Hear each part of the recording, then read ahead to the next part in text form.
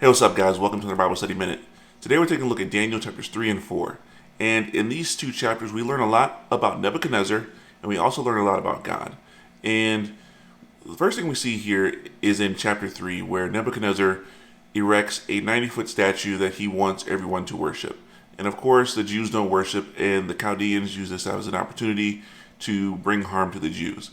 So Hananiah, Mishael, and Azariah are brought to Nebuchadnezzar and given an opportunity to once again bow down and worship, but they refuse.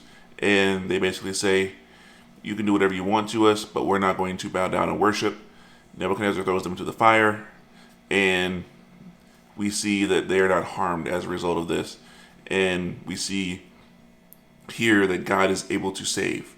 Even though these three Hebrew men knew that God was able to save, they've said, even if he did not, that they were going to continue to worship him. And we see God saving them here in this instance. And then we head over to chapter 4. And then in chapter 4, we see Nebuchadnezzar once again having a dream. And in this dream, it's one that troubles him. No one is able to interpret it except for Daniel.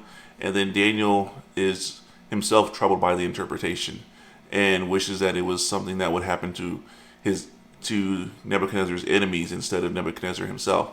Because, little side note here, Daniel is actually concerned about the welfare of his king, even though he's in exile. He cares about the prosperity of his king and all of that. He is not seeking his harm or ill will. But once he's given the interpretation, Daniel urges him to repent and to do well, to stop sinning. And Nebuchadnezzar might have done this for a little while. The text doesn't tell us, but we are then told that 1 year later, 12 months later, that this dream is fulfilled to where Nebuchadnezzar is given the mind of an animal for 7 periods of time. We don't know what those 7 periods are, whether it's like 7 days, 7 weeks, 7 years. It's just 7 periods. And from there, we see that he's living like an animal for these 7 periods of time as a means of humbling him, because Nebuchadnezzar is really proud. And at the end of this 7 periods of time, his mind is restored, his kingdom is restored to him, and he is worshiping the Lord. So the takeaway from all of this is, like James chapter 4 verse 6 tells us, that God resists the proud but gives grace to the humble. And this is exactly what we see happening to Nebuchadnezzar here. He was very proud.